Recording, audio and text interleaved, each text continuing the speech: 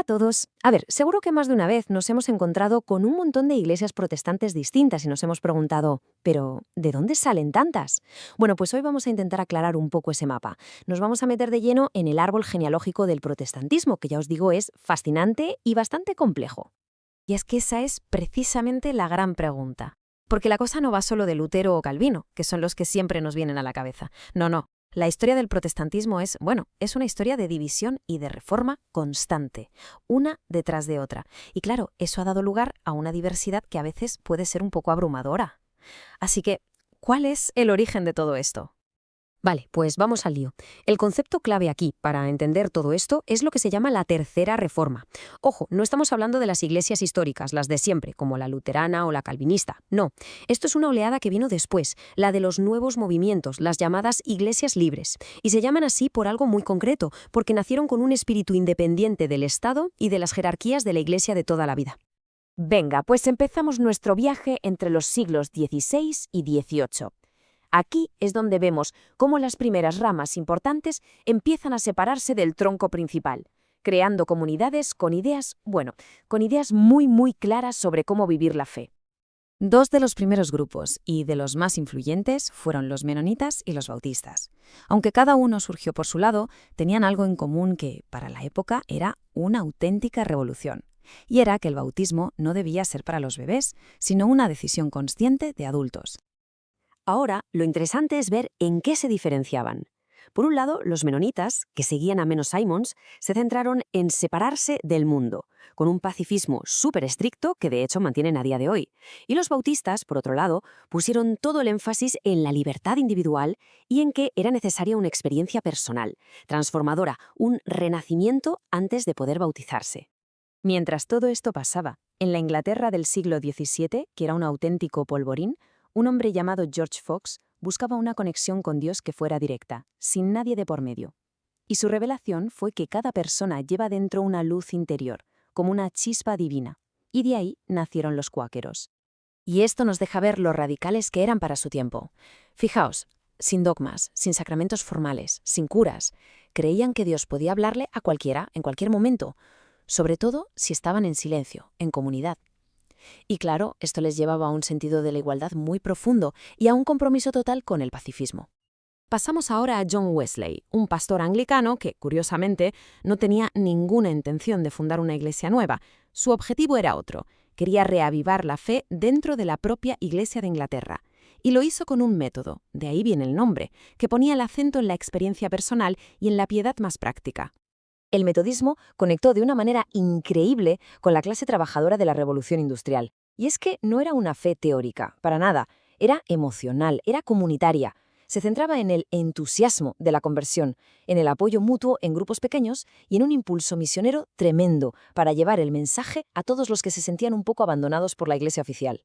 Saltamos ahora en el tiempo y nos vamos a los siglos XIX y XX. La energía de esa tercera reforma no solo nos separa, sino que pisa el acelerador. Y de aquí van a salir algunos de los grupos protestantes más grandes y más visibles que tenemos hoy en día.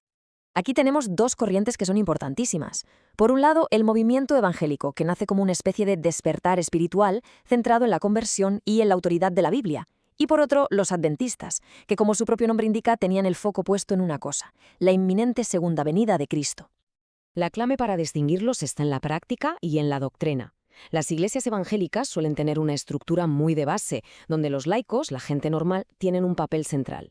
Los adventistas, en cambio, se distinguen mucho por guardar el sábado como día de reposo, tal como dice la Biblia, y por su fortísimo énfasis en las profecías sobre el fin de los tiempos. Y llegamos a principios del siglo XX. En Los Ángeles surge un movimiento que va a cambiar la cara del cristianismo en todo el mundo: el pentecostalismo. Ellos buscaban ir más allá de la simple conversión.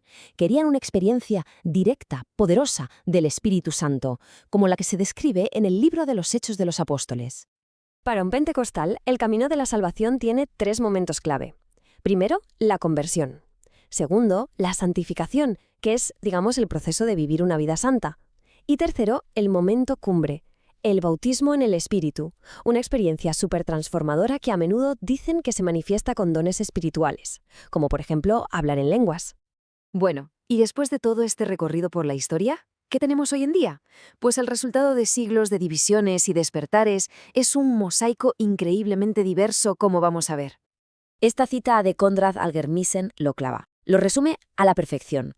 La tendencia del protestantismo ha sido, desde el principio, la de una fragmentación continua. Cada vez que aparecía una nueva forma de interpretar la Biblia o un líder con carisma, ¡pum!, nacía una nueva rama en el árbol. Y el resultado en cifras es alucinante. Si sumamos todas estas iglesias libres, evangélicas, pentecostales, nos da una cifra de unos 300 millones de fieles. Esto las convierte en nada más y nada menos que en el tercer gran bloque del cristianismo mundial, justo por detrás de católicos y ortodoxos. Pero claro, contarlos es complicadísimo y este gráfico lo refleja muy bien. Hay una especie de guerra de cifras porque las estimaciones varían un montón. Como son comunidades tan descentralizadas, sin una cabeza única, pues conseguir datos exactos es casi imposible. Pero bueno, nos sirve para hacernos una idea de la escala gigantesca de estos movimientos. Venga, ahora que hemos visto la cantidad de ramas que tiene este árbol, vamos a ir a las raíces.